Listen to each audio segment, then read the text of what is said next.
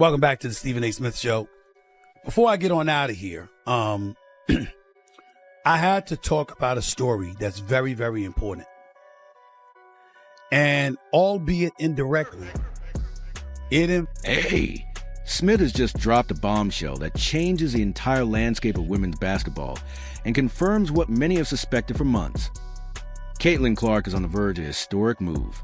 While the mainstream media has been hyper-focused on the Indiana Fever's playoff push and the daily box scores, a massive deal was being constructed behind the scenes. One that offers Clark something the WNBA simply can't match. Smith didn't mince words on First Take, suggesting that the most popular athlete in the country is about to bypass the traditional hierarchy entirely. This isn't just a rumor anymore.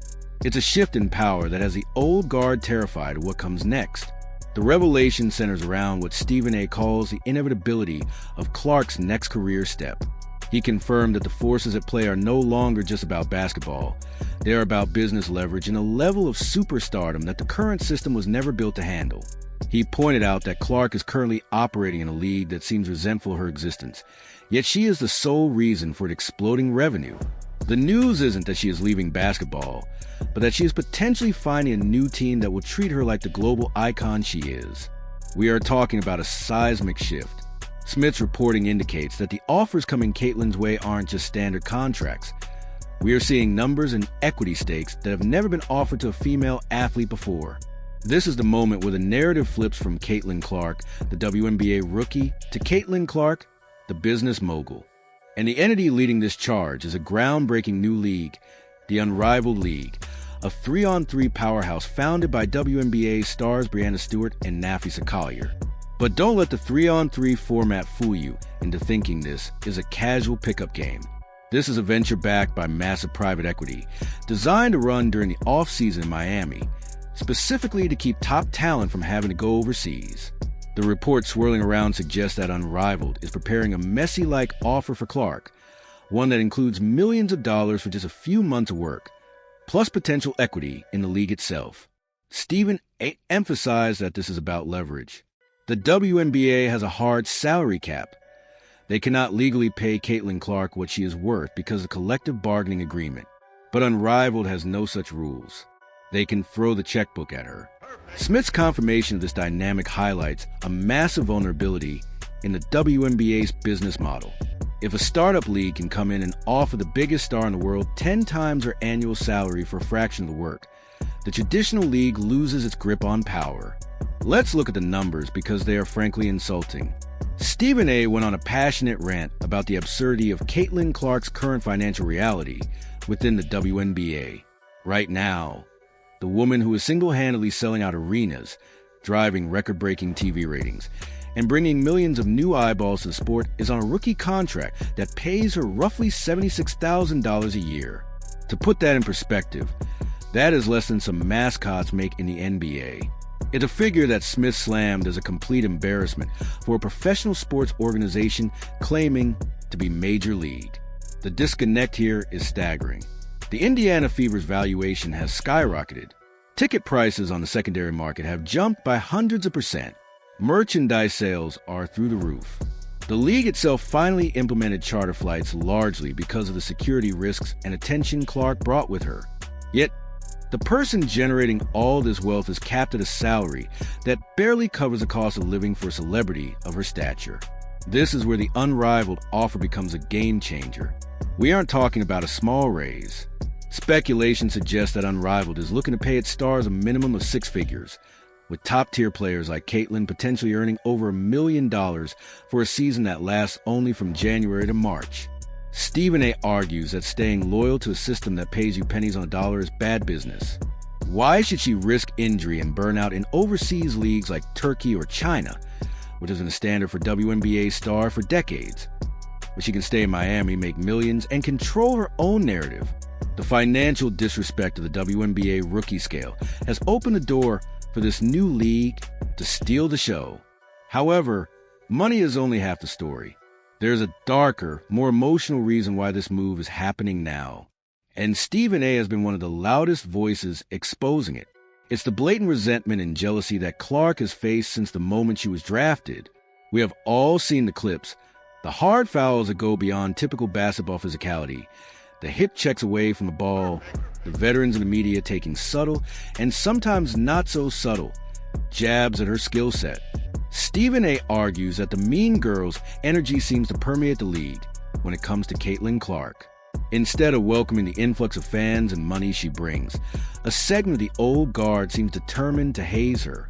We saw this clearly with the Kennedy Carter incident, where a blindside hip check was initially called a common foul before the league upgraded it. We've seen legends like Cheryl Swoops question her records and minimize her impact. Stephen A. argues that this environment is toxic.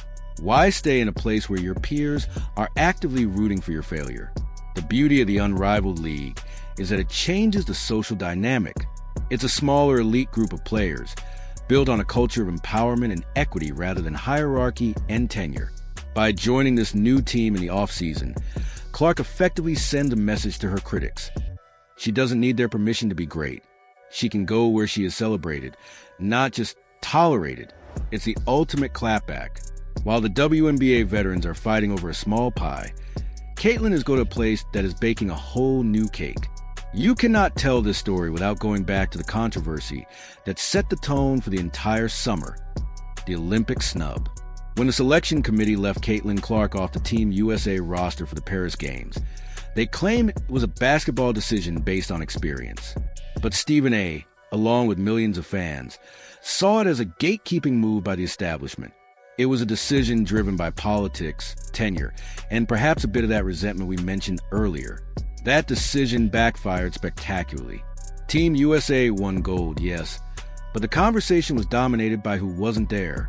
Stephen A. believes that this snub was a final straw, proving that the traditional powers of women's basketball don't know how to capitalize on their biggest asset. They prioritize waiting your turn over growing the game. This connects directly to the unrivaled news. If the establishment, Team USA, or WNBA vets don't want to showcase her, she will go to a platform that will. The unrivaled league isn't just a fun off-season tournament. It is a direct competitor for attention. By joining, Clark helps validate a league that could eventually rival the WNBA in popularity. It's a power move. It tells the Olympic Committee and the league executives that if they fumble the bag, someone else is ready to pick it up. Another critical aspect Stephen A. has touched on is the physical toll of the current WNBA season. Because Clark is the primary ball handler in the face of the offense, she is being blitzed, trapped, and physically hammered every single night. Many analysts feel the referees have been slow to protect her. There is a perception that the league is letting the hazing go too far, allowing excessive physicality under the guise of welcome to pros. Smith argues that this is dangerous for the league's future. If your golden goose gets injured because you refuse to blow the whistle, you lose everything. This makes the unrivaled league even more attractive. The 3-on-3 format is intense, yes, but it is played on a smaller court with less full-court sprinting and more controlled environments. It's less about endurance and grinding through 40 minutes of full-court presses, and more about skill, shooting, and isolation play, things Caitlin excels at. Moving to this new format for the off-season allows her to sharpen her skills without the wear and tear of a 5-on-5 grind overseas. Stephen A. notes that the smartest athletes manage their load. By joining Unrivaled, she stays in the U.S., minimizes travel fatigue, and plays a style of game that highlights her shooting ability while reducing the risk of being blindsided in the open court. What makes Stephen A.'s commentary so fascinating is his prediction for the future. He isn't just reporting news. He is forecasting a revolution. He believes we are watching a hostile takeover of women's basketball with the players to her.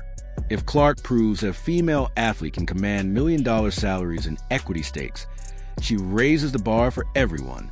She becomes a pioneer, not just on the court, but in the boardroom. Smith compares this to the early days of free agency in men's sports. Someone had to be first to demand more.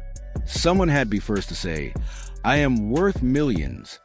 Caitlin Clark is that person for women's basketball. The risk of upsetting veterans or the WNBA front office is outweighed by the chance to fundamentally alter the economics of female sports. Ultimately, we are standing at a crossroads for Caitlin Clark. The confirmation from Stephen A. Smith makes it clear that the offer is real. The money is life-changing, and the opportunity is unprecedented. She has the option to play nice, stay loyal to the Fever, and wait years for a Supermax contract that still pales in comparison to what she can make right now. Or she can listen to Stephen A., take the messy deal, and revolutionize how female athletes are treated forever. The new team revealed isn't just a different jersey. It's a different philosophy. A philosophy that says talent should be paid, stars should be protected, and the old rules no longer apply. The decision she makes next won't just change her career. It might just break the entire system. As Stephen A. said, the train has left the station. The WNBA can either get on board or watch from the platform as Caitlin Clark takes the sport to a place it has never been before. And for the fans, we just need to grab our popcorn because the real show is just getting started.